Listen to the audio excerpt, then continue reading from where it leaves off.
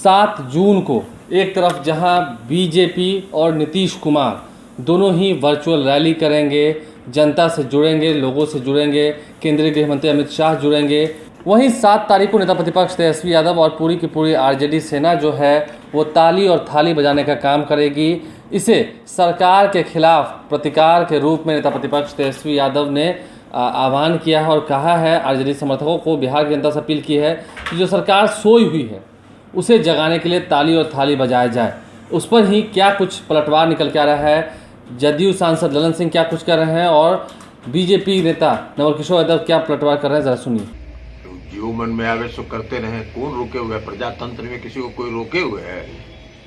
आपको तो बोले ना भाई, अभी बरसात का समय आने वाला है कुछ दिन में, तो चुनाव है, तो चुनाव के बाद फिर कहीं नहीं नजर आएंगे वो। चिंता नहीं करें, लोकसभा के चुनाव के बाद तो नजर नहीं आ रहे थे बहुत दिन तक, विधानसभा के चुनाव के बाद भी कहीं नजर नहीं आएंगे। एनडीए मजबूत है, एनडीए गठबंधन में चुनाव होगा और ये लोग कहीं नहीं, सुपड़ा इन लोगों का साफ हो जाएगा। चुनाव लगता है कि समय पर होगा। कल चुनाव आयोग ने सभी डीएम एसपी से वीडियो कॉन्फ्रेंसिंग के जरिए बात की है। देखिए, ये तो काम है चुनाव आयोग का, है चुनाव आयोग का ये काम, और चुनाव आयोग का काम है चुनाव होना चाहिए, समय पर होना चाहिए। 5 साल पूरा हो रहा है तो चुनाव होना ही चाहिए, हर चुनाव को समय पर होना चाहिए। महाराष्ट्र में विधान परिषद का चुनाव हुआ, बिहार में भी विधान परिषद का चुनाव करा देना चाहिए, पहले ही करा देना चाहिए। सर, जो बदली हुई परिस्थितियां हैं, बीजेपी वर्चुअल रैली कर रही है, तो क्या लगता है आने वाले दिनों में आप लोग सब लोग जेडीयू भी इस तरह की रैलियां करेगी?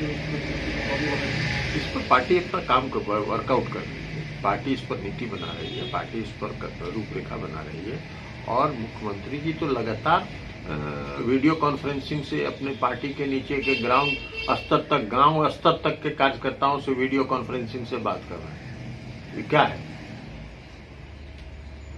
वही चीज है ना जो आप सवाल आप पूछ रहे हैं, तो लगातार कर रहे हैं मुख्यमंत्री जी। मतलब बदली हुई परिस्थिति में जदयू पूरी तरीके से तैयार है, एकदम तैयार है, और हम लोगों से ज्यादा तैयार, जितना हम लोगों से ज्यादा जनता मन बनाए हुए तैयार है। बरसाती मेढक लोगों को उछलने से कुछ नहीं होना है। एक मौसम आता है बरसात का, जब वो मेढक उछलता है और जैसे ही बरसात खत्म होता है वो हाइबरनेशन में चला जाता है।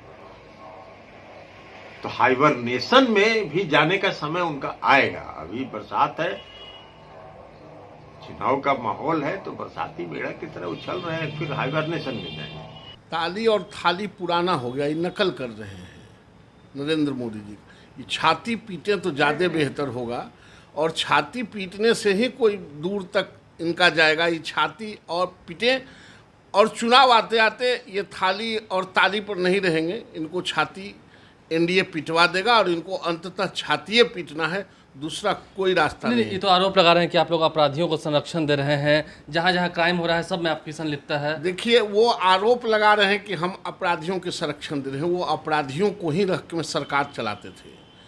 हिंदुस्तान के इतिहास में अपराधियों को उन्होंने मिनिस्टर बनाया। आज तक हिंदुस्तान के इतिहास में किसी पार्टी ने अपराधियों को मिनिस्टर नहीं बनाया, और इन्होंने अपराधियों के बल पर ही सरकार चलाया। पूरा पार्टी अपराधियों का गिरोह था और सरगना के मालिक बने हुए थे। वो दूसरे पर क्या आरोप लगाएंगे? जिनके घर खुद शीशे का हो, वो दूसरे पर पत्थर नहीं मारा करते। अच्छा, आखिरी सवाल ये है आपसे कि जिस तरीके से आरजेडी कह रही है कि हम जनता के बीच में जाएंगे, क्या बीजेपी और एनडीए की बात करें तो क्या वर्चुअल रैली से लोगों से जुड़कर क्या नेस्तनाबूद कर देगी आरजेडी को? नहीं, आरजेडी है कहा कि उसको नेस्तनाबूद करना है।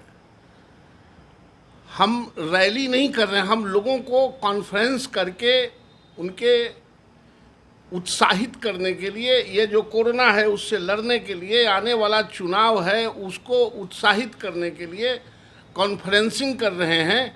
और जिनको यह कह रहे हैं कि हम जनता में जाएंगे, जिनको जनता रिकॉग्नाइज ही नहीं करती है, जो गिरोह हैं। नहीं, कोरोना में कह रहे हैं कि सिर्फ जनता में हम ही थे, सरकार दिखी ही नहीं। हाँ, बिल में ढुके हुए थे ना, बिल में एक गिलास पानी नहीं किसी को पिलाए, और कोरोना में यही थे।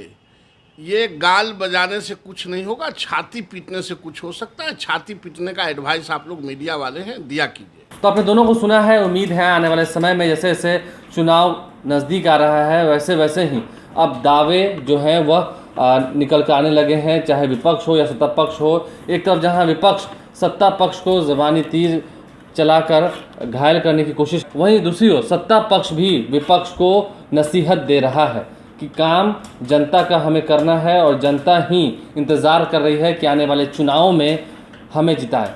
जनता किसे जिताती है ये तो खैर आने वाला वक्त बतला पाएगा।